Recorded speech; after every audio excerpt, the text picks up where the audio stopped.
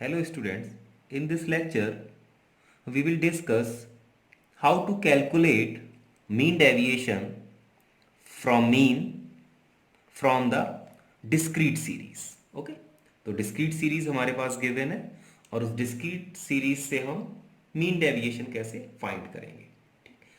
तो सबसे पहले हमें मीन फाइंड करना होगा जो भी आपके पास सीरीज गिवन है और फिर हम मीन डेविएशन फाइंड करेंगे। ओके, सो टेबल कंस्ट्रक्ट कर लेते हैं। तो यहाँ पर आपके पास मार्क्स एक्स की वैल्यूज हैं, number of student means frequency आपको गिवन है। तो मार्क्स लिख लेते हैं 4, 6, 8, 10, 15 एंड 18। रिस्पेक्टिव फ्रीक्वेंसीज क्या है? 5, 16, 6, 8, 7 एंड 8। डायरेक्ट फॉर्मूला यूज कर लेते हैं। तो एफ एक्स आपके पास क्या आ जाएगा? इन दोनों का मल्टीप्लाई कर देंगे तो 4 into 5 20, 6 into 16 96, 8 into 6 48, 10 into 8 80, 15 into 7 105, 18 into 8 is 144। Sum of frequency is capital N. तो इन सब का सम करेंगे तो हमें मिल जाएगा 50। जब इसका सम करेंगे तो 50 आ जाएगा। And sum of frequency find करनी है तो इसका जब सम करेंगे तो ये कितना आ जाएगा? 493। ठीक है, तो अब सबसे पहले मीन फाइंड कर लेते हैं। सो मीन एक्स बार, क्या फॉर्मूला होता है? डायरेक्ट फॉर्मूला क्या होता है मीन का? Summation f x upon capital N. ये है आपका 493 अपॉन 50 और जब इसको सिंप्लीफाई करेंगे तो आपके पास आ गया 9.86। तो दैट इज योर मीन। अब इस मीन की हेल्प से हमें डेविएशन फाइंड करना है। लास्ट लेक्चर में हमने डिस्कस भी किया था। तो डेविएशन क्या आ जाएगा? x minus mean. और मीन हमारे पास यहां क्या है? Mean is 9.86। तो अब x की वैल्यूज में से हम इसका डिफरेंस फाइंड कर लेंगे 9.86 से, है ना। तो जब हम 4 माइनस 9.86 करेंगे तो माइनस का क्या आएगा?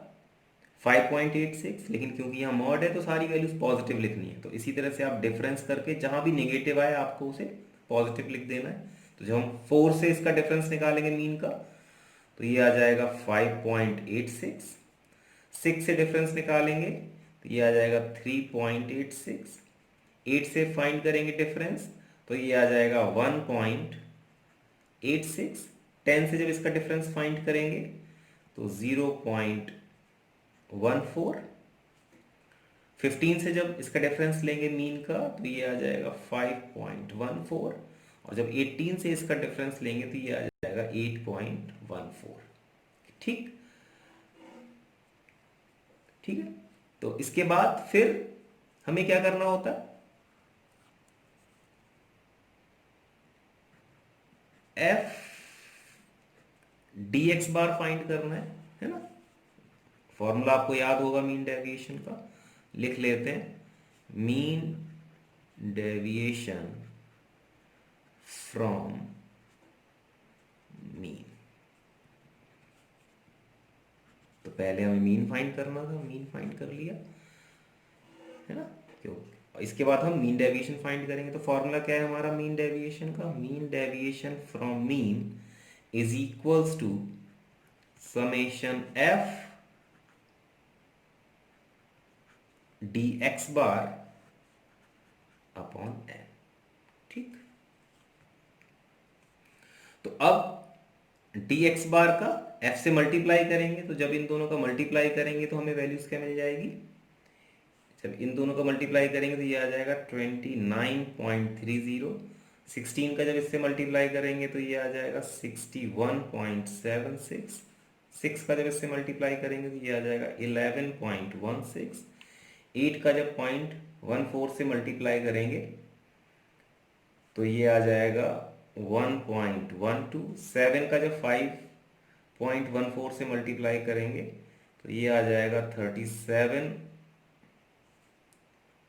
35.98, और जब 8 का 8.14 से मल्टीप्लाई करेंगे तो ये आ जाएगा 65.12, और जब इसका सम करेंगे तो ये आ जाएगा 204.44।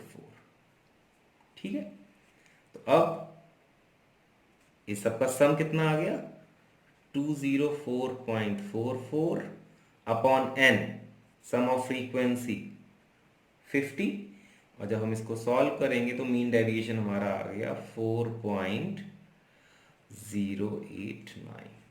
ठीक है, तो ये आ गया आपका mean deviation from mean. Coefficient find कर लेते हैं। तो कोफिशिएंट क्या आ जाएगा हमारा, coefficient of mean deviation. So third part है ये हमारा, coefficient of mean deviation from mean is equals to mean deviation from mean upon mean. ठीक, तो मीन डेविएशन कितना आ गया हमारा 4.089 अपॉन मीन था हमारा 9.86, और जब हम इसको कैलकुलेट करेंगे तो ये आ जाएगा 0.4147। तो ये आ गया आपका coefficient of mean deviation from mean. ठीक, तो इस तरह से हम mean deviation from mean and coefficient of mean deviation find कर लेते हैं फॉर इंडिविजुअल सीरीज। ओके।